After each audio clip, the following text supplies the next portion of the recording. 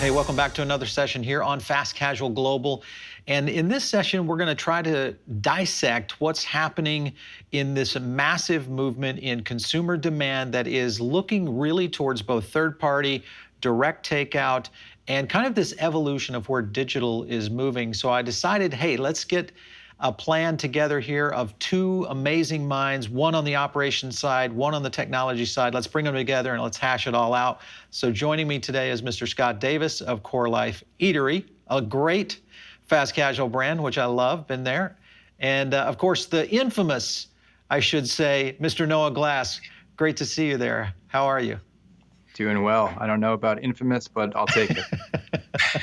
Well, Noah, you've been around the industry for, you and I mean, we kind of go back, we kind of grew up together, I feel like, in food service. I remember when we met at least a decade ago. So, of course, Olio is doing some amazing things. So great to see both of you on the show today.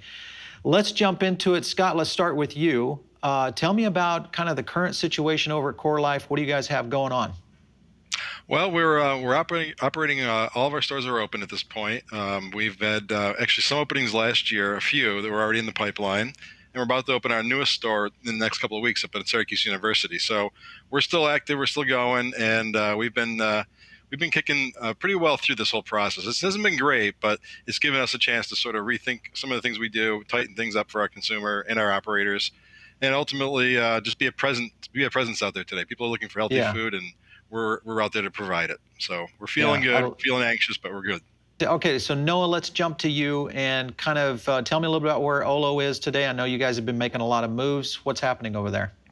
Yeah, it's been a big year of growth for Olio, trying to do all that we can to help our customers and help the industry through what has really been a giant existential threat in the form of customers not being able to come on premise and engage, at least at the level that they're used to. And so what we've seen is that off premise and with it, digital ordering and delivery has just become mission critical. And so we've been trying to help push the envelope, help our customers open up all of the on-demand channels that they possibly can and best meet the needs of their consumers. I like that, when we look at the technology landscape, we're analyzing brands and kind of the shift towards consumers, the tech that's kind of moving in the space. Obviously, Olio has been one that's kind of been the leader and one of the top dogs, I think, for quite some time. I want to kind of move to you, Scott, and when you look at this shift that's occurring, because there's a certain amount of this, I don't know how much percentage you guys have done off-prem, but with this, most of the companies that we're talking to, it's a significant shift. Is this something, and when you look at this shift occurring, because this is all happening within a span of 14 months, do you see any pitfalls potentially that could roll in that you'll need to address in the coming year or years?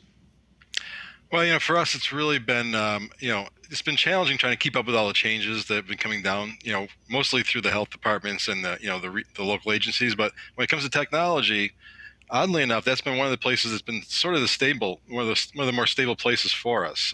We do use Olio, and we found that Olio has been unbelievably accommodating and helping us trying to, get into the game right, be able to offer the curbside function, to be able to do things like that. So for us, we're feeling pretty optimistic about where that's going. And I'd say as far as pitfalls go, probably for us, it's really more about just being ready for the next wave of growth once this whole thing starts to clear up and making sure we really have enough capacity on both our front and our back lines. Yeah, you just said something that I think is something that a lot of our audience is going to want to take away, and that is getting ready for this next wave of growth. So there have been many analysts that are looking at the industry right now. We just did an analysis that we're estimating that the industry could hit 1.3 trillion by 2023 because of this new model of doing business, where we're going to see both in restaurant dining and a significant lift in takeout and delivery. Taking a larger piece of the pie, really, is what this boils down to, of the industry. Noah, are you seeing any kind of trends that lead you in that direction? Well, I agree. I don't have the numbers in a study to back that feeling up, but it certainly feels to me as a consumer like there is a huge amount of pent-up demand to get back to restaurants, to get back to the on-premise experience, dining in, table service, but also like you have this long migration over to digital ordering that's been happening long Right. before COVID-19 hit. And that trend is going to continue, that you're going to have consumers who feel that restaurants can make food more conveniently, make food more skillfully than they personally can. And I think you're going to see continued migration of the food dollar out of grocery and into restaurants. And in aggregate, you're just going to have a larger industry with more off-premise consumption by transaction counts and a lot of on-premise consumption coming back and roaring back to life as consumers Yeah. are eager to get back to the restaurants they love. Yeah, I think, well, and that's the trend indicators that we had seen in terms of the loyalty uptake. I think if I can recall correctly, it was 3.1 in 2019 on average. It was 3.1 loyalty transactions per month from a consistent, brand user of someone like a Corelife. That's accelerated now in the top 100 fast casual brands to over 7 visits or occasions per month, which have mostly been through a third party or a direct takeout model. So that's increasing the frequency by quite a bit, almost double, over double. So when you look at that, the technology stacks that restaurants, and I'm directing this at you, Noah, when you look at the technology stacks that restaurants are going to have to build or already are in the process of building, are you seeing any kind of tech moves from an integration standpoint that makes sense to you? I know the industry has been kind of slow in reacting to some of this in the past, but what's your current vibe of where the industry is going around technology advancements? Yeah, I'd say that one of the most important things that restaurants need to put in place as a foundation for the migration to digital is a strong direct to consumer channel. And what that Yep. means is the ability for the consumer to order through the brand's own website, the brand's Right. own app, and not to rely 100% on third-party marketplaces. Because fundamentally, when consumers are loyal and they're ordering through the brand, the economics are very different than when a brand Yeah, has to pay out a 20, 30% commission to a for third sure. party marketplace, some of which is probably incremental, a lot of which is not. And Yeah. more importantly, the consumer and their experience through a marketplace, that's not really your consumer anymore. And that marketplace can shift the consumer onto a competitor of yours. Potentially in the future, we're starting to see some of this in different parts of the world. That marketplace can sell food directly to that consumer, cut the restaurant out of the equation. So I think it's Yeah. fundamental that restaurants build a strong direct-to-consumer channel and meet all the needs of the consumer through that channel. So that means takeout, it means curbside, as Scott mentioned. Yep. It also means delivery. And the thing that I am excited about seeing the growth in this COVID era is the direct-to-consumer delivery. And we have a platform at Olio called Dispatch that's enabling that. And the uptake over the past 11 months has been very strong. And fundamentally, it's about keeping the brand and the consumer aligned and keeping that loyalty from the consumer direct to the brand, which is, of course, the way that consumers prefer to order is directly through the Right. brand. It just so happens that when consumers go and they search for their favorite brands, a popular search engine, they wind up finding results from marketplaces and get Yep. redirected. And in a way, that is a great illustration of cannibalization that's happening. And I think Yeah. that needs to get fixed. Otherwise, brands are going to beat out a lot of consumers to those expensive marketplaces. Yeah, no, I definitely, we're going to be having Shake Shack and Starbird on another session here, and we're kind of going in that direction of talking about kind of this crossover that's occurring, especially in the digital marketplace. Scott, I want to jump back to you. Your tenure, a lot of people know you from your time at Panera Bread when you were essentially during the brand's largest growth period. You did a lot with Panera, and you've built teams before. So when you look at this new era of fast casual where digital could play a bigger role than ever, what's it like to try to put together a team now today to kind of adapt to this kind of new landscape? Because obviously they got to be a lot more digital savvy. They've got to really understand consumer science, all that kind of stuff. Data is a huge part of it. What are you dealing with there in terms of team building when it comes to that? Well, it's interesting for us. Most things start at the operations level. So everything we're doing is starting to look at how is it going to affect the operator. And, to the degree it just looks like another ticket coming through and they don't really have to know the technology, that's phenomenal. On the other Yeah. side of things, when it comes to the technology side, we're finding is really in this world today, it's really about the partners you choose, the outside partners. I Right. mean, we're a very small company, 65 stores, so we don't have a large, in-house sort of technology team. We got me and two other people sort of trying to keep up with things, right? So, what we're finding is, having the right partners like Olo, and we're starting to do some work with Punch right now and Loyalty. Yeah. We're finding that the best partners have all the right resources and experiences to help sort of plug you into an experience that really is pretty straightforward for the most part. I mean, there's obviously some back office stuff that has to happen, but what we're finding is, from 5 years ago when we first started, everything's gotten so much more sort of streamlined and dashboard based and a lot easier to implement. So we're feeling pretty good about where that's coming in. And ultimately, the teams are much more virtual than they've ever been before. And I think that's sort of part of the puzzle here too. So Yeah. it's being flexible with your partners. Interesting when you see that kind of ability to kind of grow based on where our current technology is. Do you see, and this can be for both of you, do you guys see any kind of potential here as this technology starts to play into third party and direct takeout for the consumer that could really kind of just propel us to a new level in the industry? Are you looking forward to any of that kind of growth, Scott? And if so, how would you see that potentially happening? Well, I think a lot of the foundations for that's been laid. I think just by people getting more acclimated to using mobile for all sorts of different things and delivery as well. I think that started a whole wave. I mean, we're essentially triple from where we were at the beginning of COVID relative to our off-premise business or our mobile ordering essentially. So for us, we're feeling again like as the growth wave comes back, it may not stay at quite the level it's at, but it's going to be significantly higher than it ever was before. And then we expect to backfill a fairly significant amount of our in-house as well. So I think it all is going to play together in the end. And it's going to be how well you have your balance between your front and your back of the house operations teams. That seems to be the biggest issue right now, is making sure you've got balance between that in-house customer and the customer that's picking up or getting it delivered. So. Yeah, for sure. No, hey, I got a question for you. I know you guys interface to a lot of different companies through dispatch and dealing with the inbound orders and dealing with e-com. What are your thoughts on autonomy in terms of autonomous vehicles becoming part of the delivery fleet, interfacing with maybe some new players in the marketplace? What are your thoughts on that?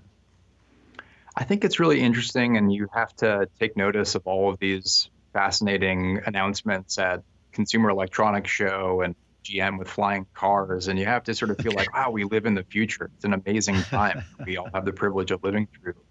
In terms of autonomy and autonomous delivery of food, I don't know that is going to be at scale or at the scale to which it's relevant for the average restaurant group for the near future. There are already some cool experiments, companies like Neuro that are doing things in populated cities.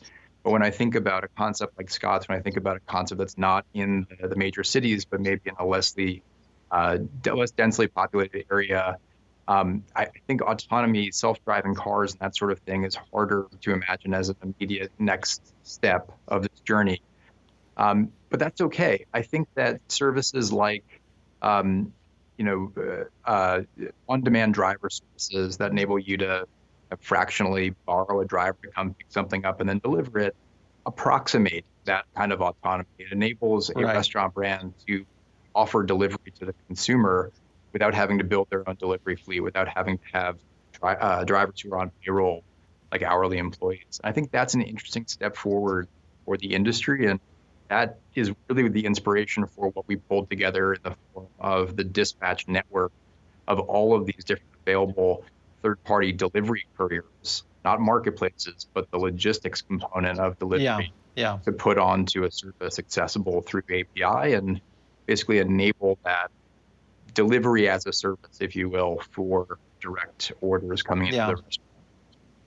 It's interesting you say that. I've been, touting this software as a service logistics product that Uber really should roll out to the industry and have a lot more penetration in terms of the market as opposed to the penetration numbers they have now, even though COVID has, of course, caused that penetration to grow considerably.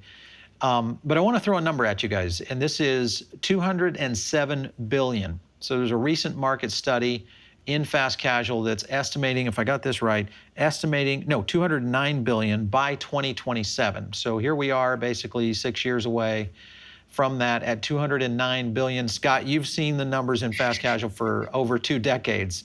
Does that seem like a far fetch?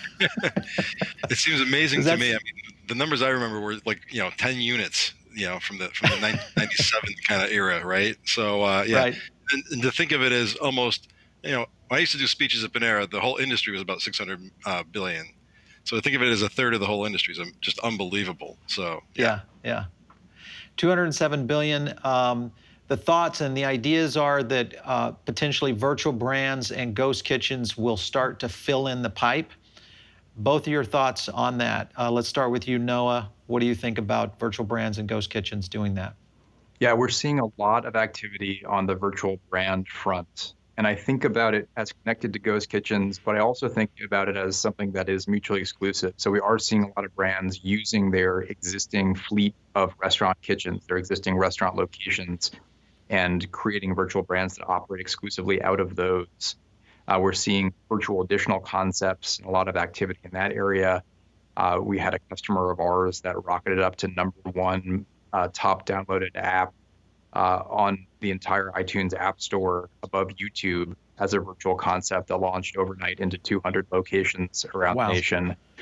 So a lot of interesting activity there. Obviously, a lot of activity on the ghost kitchen front, creating the opportunity to launch much faster and with a lot less capital investment or no capital investment to get operating in a new geography. I think that's a really interesting trend. And if it is more profitable to operate these virtual brands than to take the 20 to 30% hit from indirect sales channels, I think that's going to be an interesting question. When the capacity becomes constrained again, when the demand comes roaring back, what will you cut?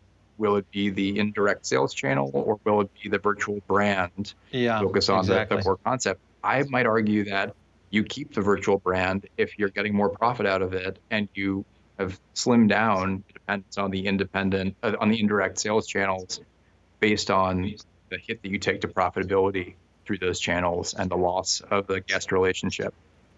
Yeah. And I think, that's a very good point too. Scott, has Corelife done anything with the ghost kitchens yet? Not really. We was primarily focused on exactly what we do, but at the same time, what it does do is this whole thing has opened up all these different usage occasions. Ultimately, I mean, if you think about it, that's really what's going on here. You get less at lunch, less at dinner, but you got a lot more takeout, a lot more delivery. So people are finding different ways to use the concepts, and I think ultimately you're going to continue to find, that something like a ghost kitchen, it may be just a different usage occasion. I think in the end, ghost kitchens end up looking a lot like sort of catering add-ons in a lot of businesses maybe did a decade ago, right? In terms of how they can integrate them operationally. They've got to get to be the point where they're turnkey enough where you can really run them and operate them in a profitable way, as Noah said. So it just isn't as easy as it sounds if you're trying to do it at any kind of scale. So. That's for sure. Everybody thinks the restaurant business is easy. Definitely not the case. All right. So when you look at the growth that's going to happen, we are kind of seeing already a reformat of the landscape when it comes to real estate. Now, with Scott, with your units, a little bit more suburban located, so you're probably positioned right. Do you see any opportunities around real estate playing into this to be able to grow in some of these new markets? Because there's going to be some openings.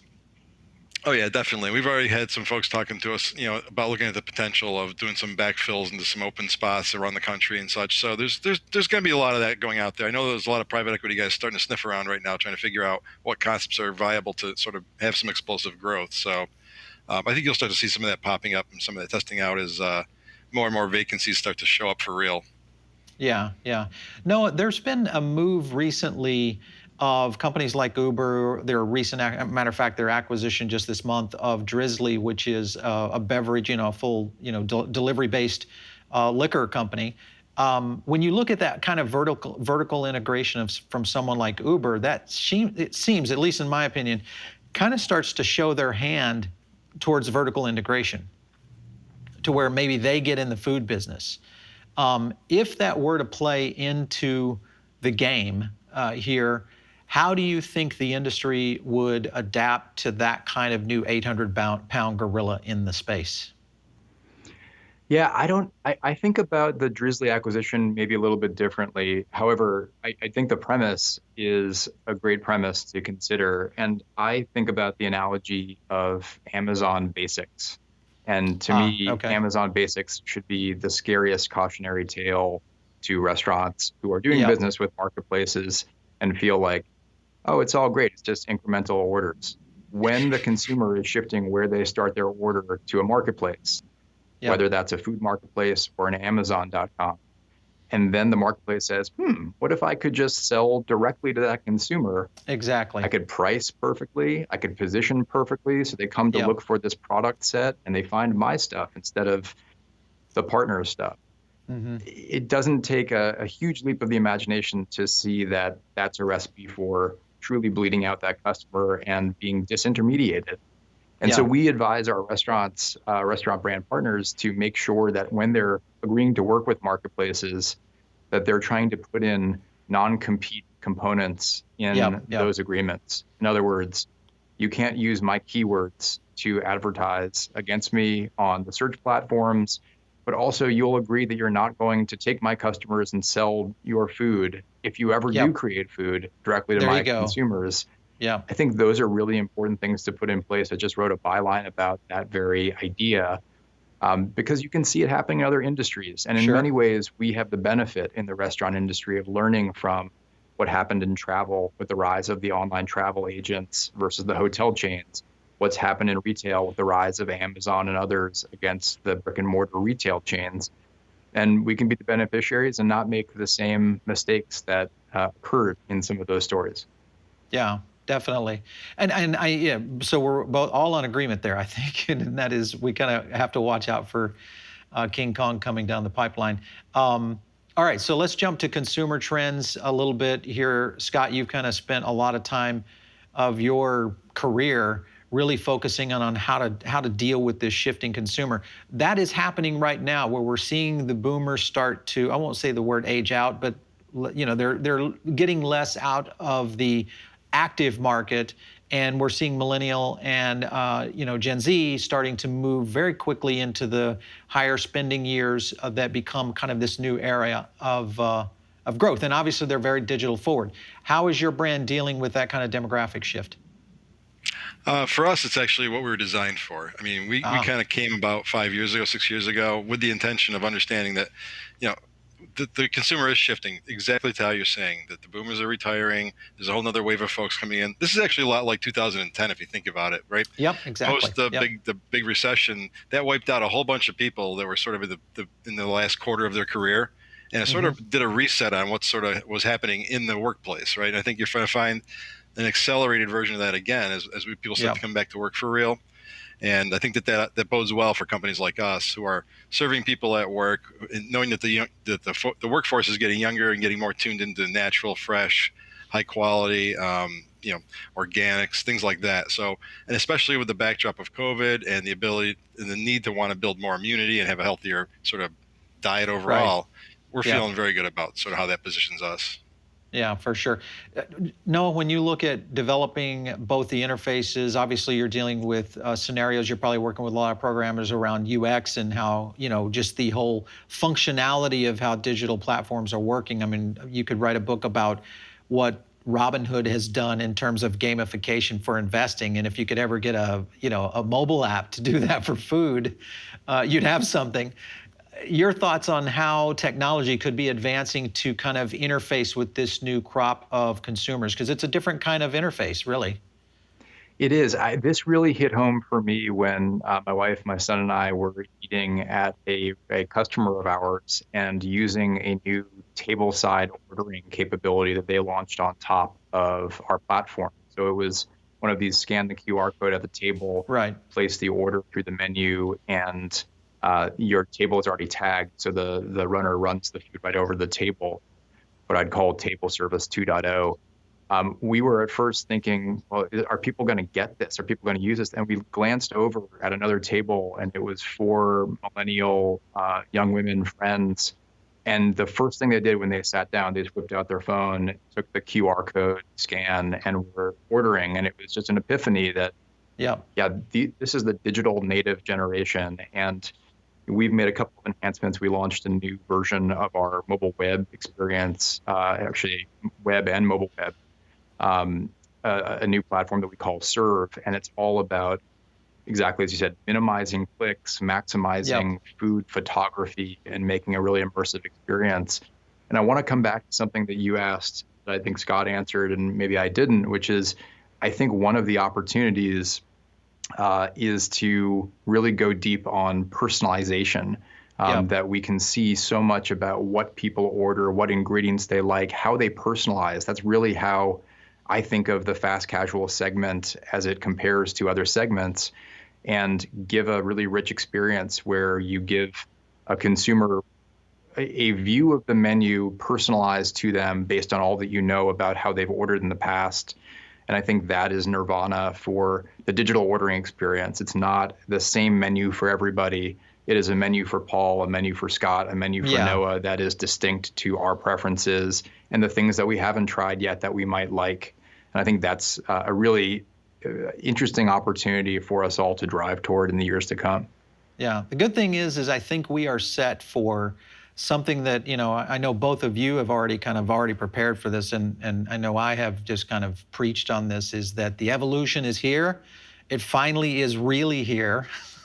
And I think we're going to see some pretty, because I've said it's here a long time, and it wasn't necessarily here yet. So hopefully this is the we don't get a head fake here and go back to the old way.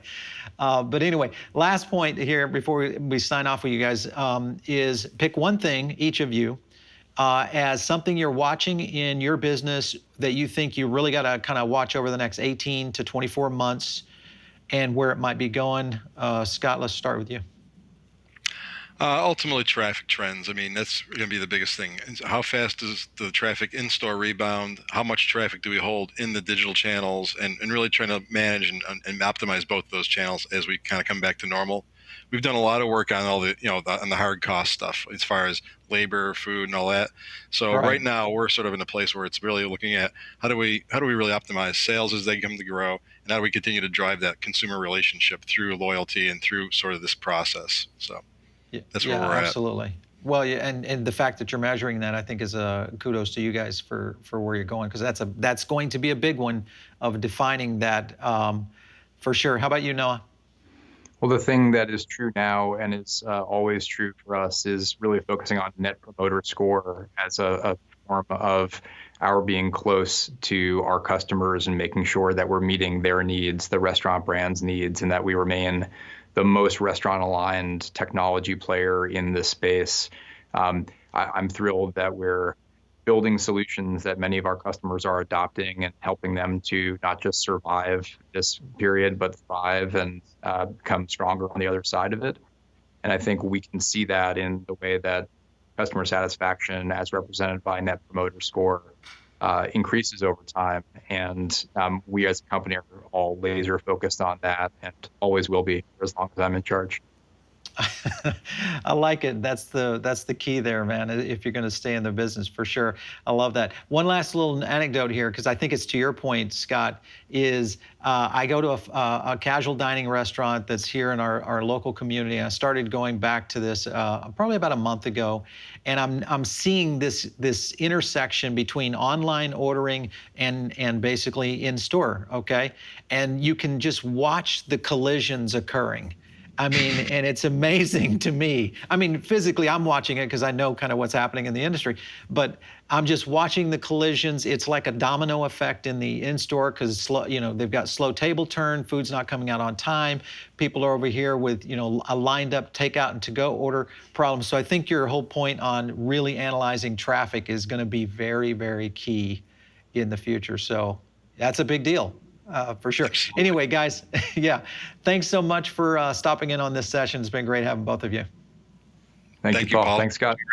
All right. Man. So, okay, make sure and stay tuned right here for, we're going to have some more sessions here on Fast Casual Global, some tons of good content throughout the day. Make sure and hit the chat for interacting with us, and we'd love to kind of get your feedback. So we'll see you in a bit.